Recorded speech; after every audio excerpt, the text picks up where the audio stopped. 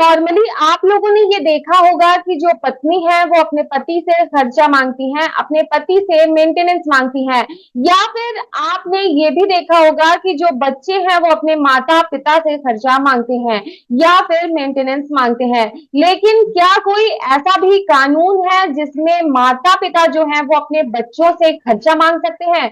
अपने बच्चों से माता-पिता मेंटेनेंस मांग सकते हैं? तो फ्रेंड्स, आज की इस वीडियो में क्या है वो कानून जिसमें माता-पिता जो हैं वो अपने बच्चों से खर्चा मांग सकते हैं, इसी बारे में हम आज के इस वीडियो में बात करने वाले हैं। तो फ्रेंड्स, नमस्कार, मैं हूं एडवोकेट अपराजिता और आप देख रहे हैं हमारा चैनल लेट्स टॉक लॉज।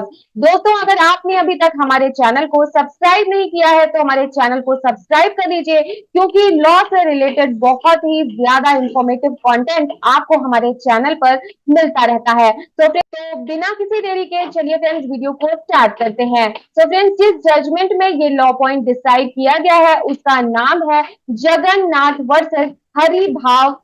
8 जुलाई 2022 को बॉम्बे हाई कोर्ट की ये लेटेस्ट जजमेंट आई है दोस्तों। तो सबसे पहले हम इस केस के फैक्ट्स को जान लेते हैं कि इस केस में क्या हुआ। इस केस में दोस्तों बुजुर्ग फादर थे और उनके 4 बच्चे थे, जिसमें से 3 लड़कियां थी और 1 लड़का था। जो 3 लड़कियां थी तीनों की मैरिज हो चुकी थी और जो 1 लड़का था वो रहता था अपनी मदर के साथ और अपनी वाइफ के साथ। जो बुजुर्ग फादर थे वो इनसे अलग रहते थे और उनकी कोई भी इनकम नहीं थी, यानी कि बुजुर्ग के पास कोई भी सोर्स ऑफ इनकम नहीं थी। जो उनका लड़का था वो अच्छी खासी इनकम कर रहा था, अच्छा खासा कमा रहा था, लेकिन वो अपने बुजुर्ग पिता को किसी भी तरीके का कोई भी खर्चा वगैरह जो था नहीं देता था।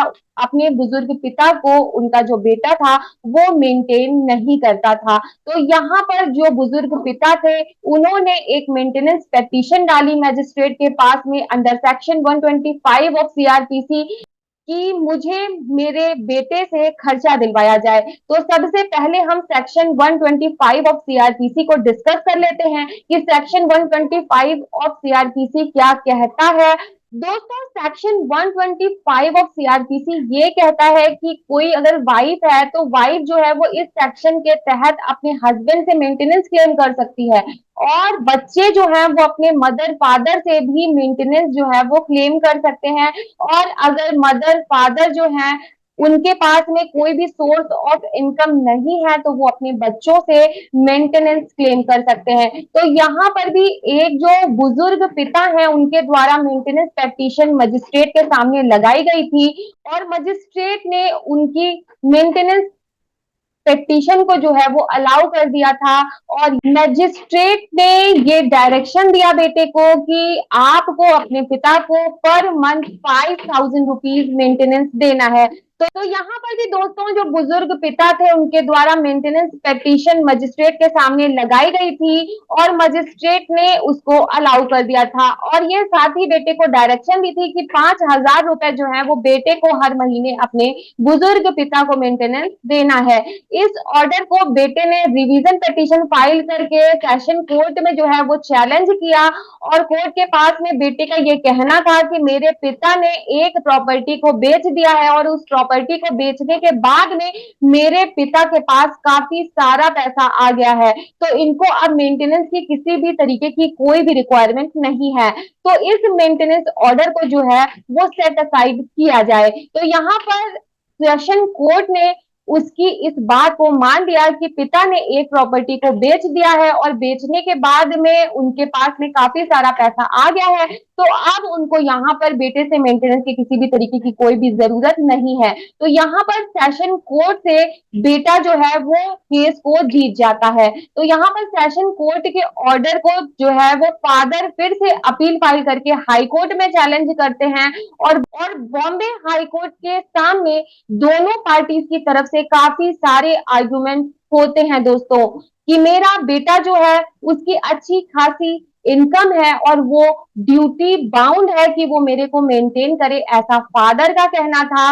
इसके साथ ही फादर का ये भी कहना था कि इनके घर में डिस्प्यूट रहता है इसका और इसकी वाइफ का, तो इस वजह से मैं घर से बाहर रह रहा हूँ और मेरी किसी भी तरीके की कोई भी इनकम नहीं है, तो मुझे मेरे बेटे से मेंटेनेंस दिलवाया जाए, क्योंकि मेरा कोई भी सोर्स ऑफ इनकम नहीं है और मेरी जो मेंटेनेंस पेटिशन है उसको अलाउ किया जाए। इसके साथ ही बेटे की तरफ से ये आर्गुमेंट था कि फादर को मेंटेनेंस की जरूरत नहीं है, क्योंकि उन्होंने एक प्रॉपर्टी को बेचा है और बेचने के बाद में इनके पास में काफी सारा पैसा है, तो ये उस पैसे से अपने आप को ऑलरेडी मेंटेन कर सकते हैं और ये हमारे साथ में रहते भी नहीं हैं, ये अकेले रहते हैं, इसलिए ये हमसे मेंटेनेंस नहीं मांग सकते हैं और इनकी इस मेंटेनेंस एप्लीकेशन को डिसमिस किया जाए, ऐसा बेटे का कहना था। यहाँ पर दोनों पार्टीज की तरफ से आर्गुमेंट सुनने के बाद में बॉम्बे हाई कोर्ट ने ये फाइंडिंग दी कि बेटे की ये ड्यूटी बनती है कि वो अपने फादर को मेंटेन करके रखे, क्योंकि उनकी कोई भी सोर्स ऑफ इनकम नहीं है।